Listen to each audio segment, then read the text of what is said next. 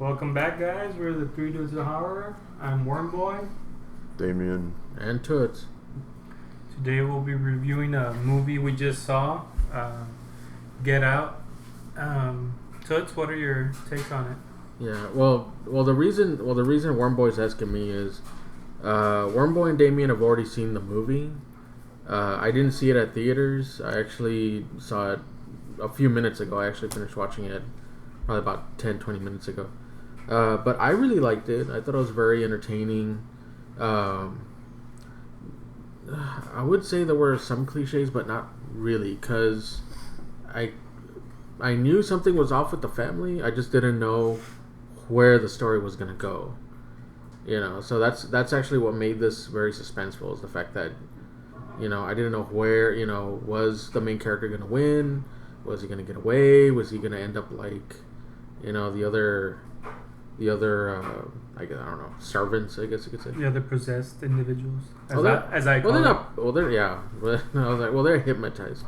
Yeah. Or transplanted, I guess you could say. But I like the fact that I didn't really know exactly where the movie was going. So I was kind of like, oh, where's it going? Is it gonna get away? And even at the very end, when the police car shows up, and I'm just like, okay, what's gonna happen?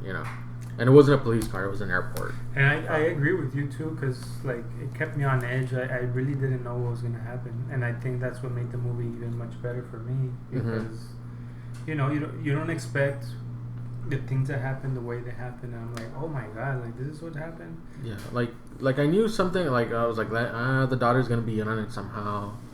Things like that. Like you just got that vibe.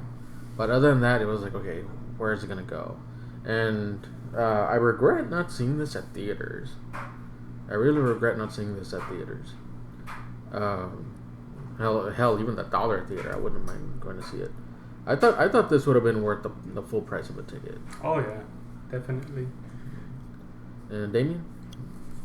The aspect of the daughter being in on it, I honestly I couldn't figure it out until the very end when she reveals it, like, beyond a reasonable doubt. Mm-hmm. I was like, I'm not sure if she's in on it, but she has to be. But then I was like, and then it turns out that she's just like a brilliant actress, and she was in on it like the whole time, and she's been doing it, like she's been like luring in the victims repeatedly, and what you find out like at the end of the movie, and then I was just like, all right, this is a really great movie. Like I was into it. Like I think it's one of the movies it's one of those movies that's good like upon the second viewing, because knowing what you know after you've seen the whole movie, you notice all these little things, and now you know what it means. That was my take. Yeah, I'm the same way, because the second time I saw it right now, it was like, oh, that makes sense now. Like all the things they were saying, especially like when the guy starts bleeding from the nose because of the picture. Yeah. Like I get it more now. I'm like, oh, now she took him inside and she hypnotized him and fixed him, I guess. Now he's back to normal. Yeah, and I really like Bradley Whitford in this movie. And normally he's known to play like dicks. Yeah. Like in Revenge of the Nerds 2, and he was really good in The Cabin in the Woods. He was one of the workers, like one of the I guess office people, or the ones that were dealing with the monsters. But I really liked him in this. He plays it to the point where that passive aggressiveness is almost subtle, if you want to call it that. Where he's he's very friendly, but there's something not right about him. Yeah. And Catherine Keener, who plays the wife, also played it that way too. Where it's like, something's that I think she was a little more sinister compared to Bradley Whitford. I think she played a little more dark compared to him. Yeah, Well, the whole family ends up being extremely sinister by the end of the movie. Yeah, but I mean, at the beginning. Yeah, he was playing up the hospitality a lot more. Yeah, after this movie, after I saw it, I was like, started wondering, like, man, like, what if this does exist for real? Like, that's a good movie for me. Like, when you start doubting things and you're like asking yourself, what if this does happen in real life already? Yeah, it does. It's like, this is an interesting take, and Jordan did a really good job, I think. Yeah. And, you know, say what you say about his comedy. I mean, his comedy is good, but Oh yeah. this, something very different from what he's used to. I mean, I give him props.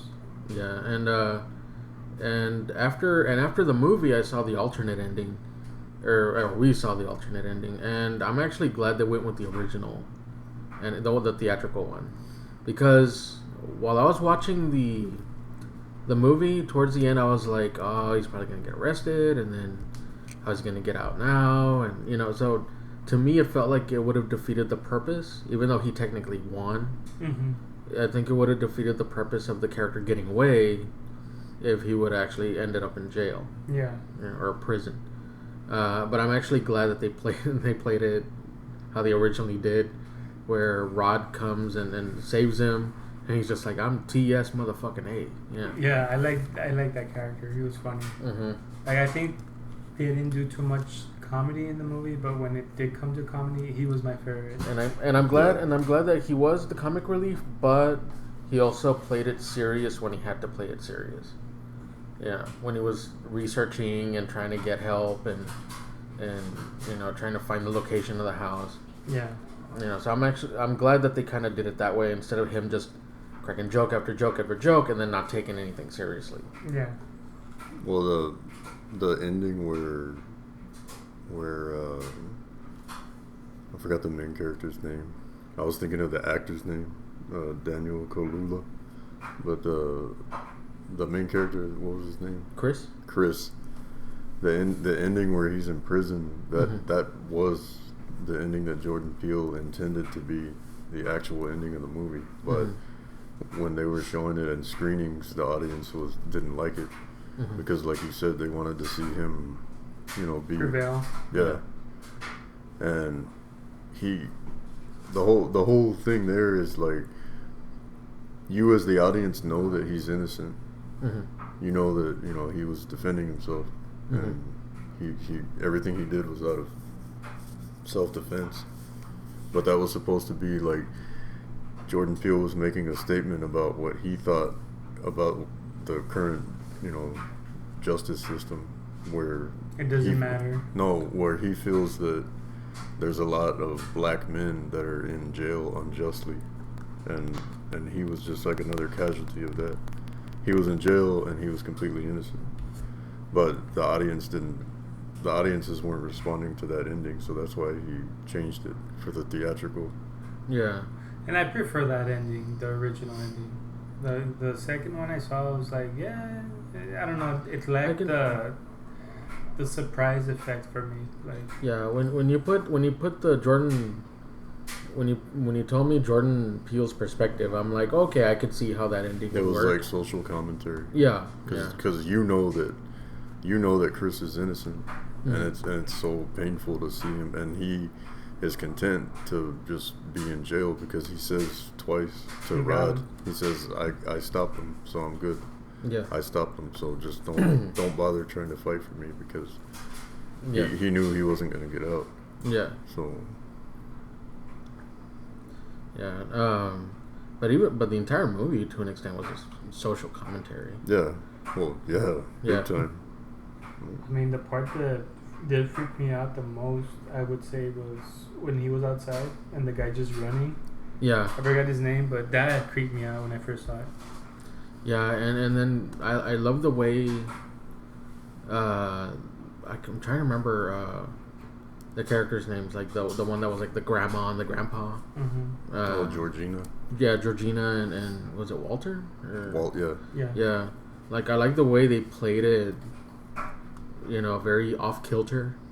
And I was like, you know, something's wrong. Yeah, something's happening, and you know you're tying it to the hypnotism, you know, and then which is true because they reveal that later, but you still don't realize what else they include. You know, you just know something's up, and it's like, oh, it's probably the. Like, I couldn't figure out the first time I saw the movie. I couldn't figure out what was going on with the Georgina character, and how she was always at odds with the wife, the hypnotist, and then you find out at the end, well, that's her mother-in-law.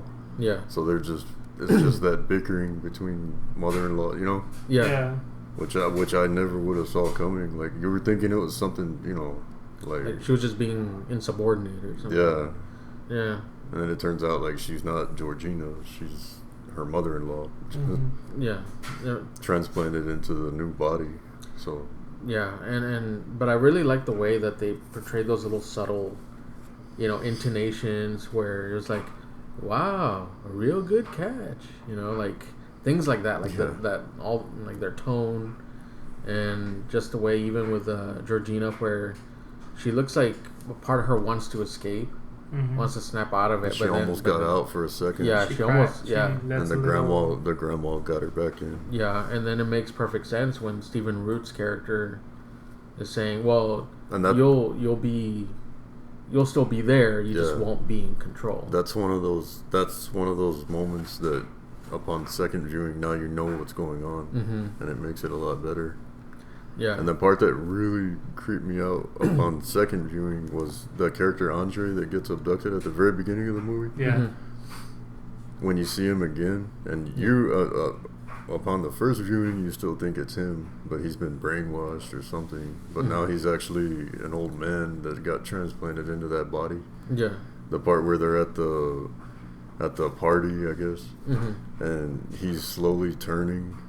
Yeah. And he's showing off, and you don't know what's going on, and it is so creepy that when you watch it upon second viewing, that you actually know that, okay, that's some old white guy, and he's just like showing off of the new body to his friends. It's creepy as hell. Yeah, I thought the guy that played Logan King did a very good job, where he was just like, he played it. How do I say this? He almost played it like I don't know, like an old style actor to a certain extent, where he was like, "Hey, how's it going?" Like he played it very soft.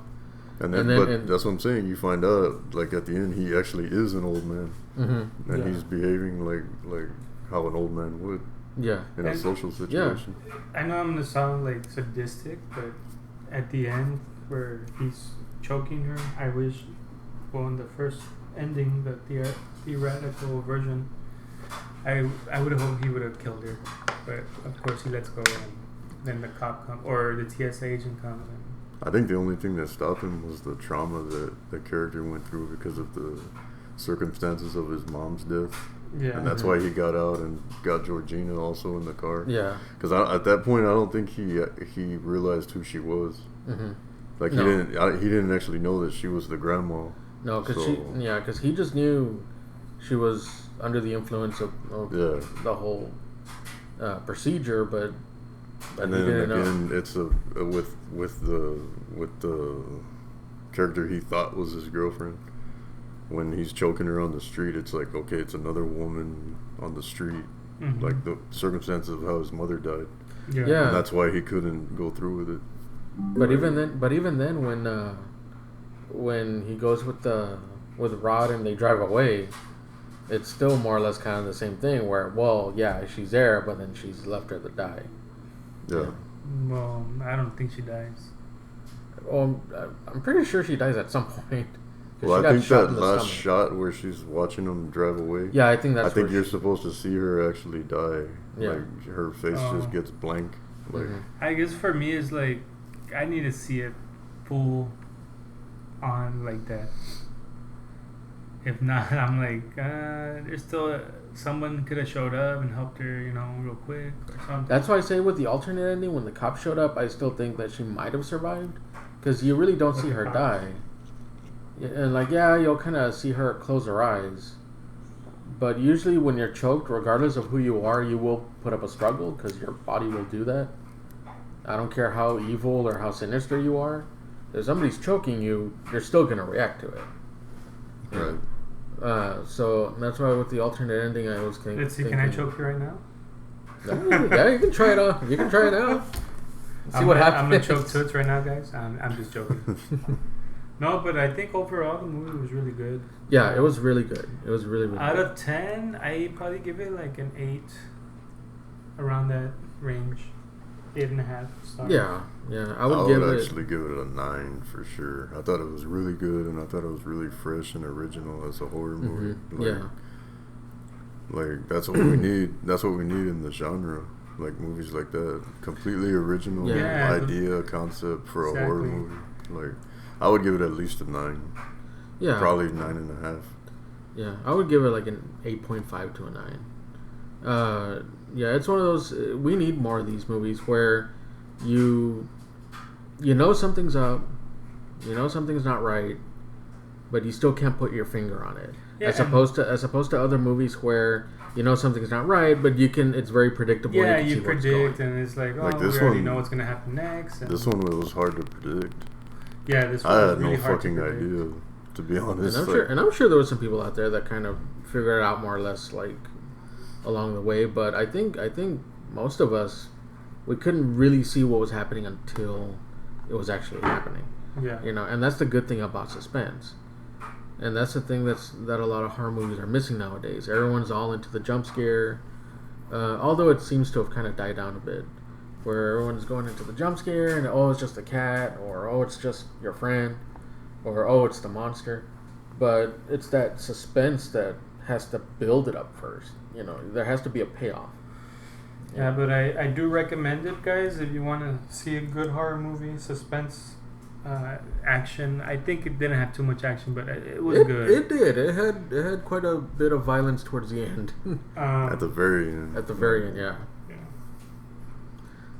But yeah, I highly recommend this movie. I definitely. I regret not seeing this at theaters. I definitely recommend it. I think Jordan Peele did a really good job with this movie. Mm-hmm. Like I think it's an excellent horror movie. Like I bought the Blu-ray as soon as it came out. Yeah, I want to buy the 4K version. I was dying to dissect it and listen to his commentary and look at the deleted scenes, and so I bought it as soon as it came out. Yeah.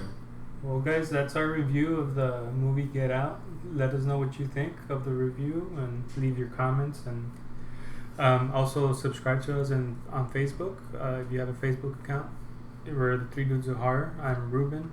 Damien. And Toots. We'll see you next time, guys.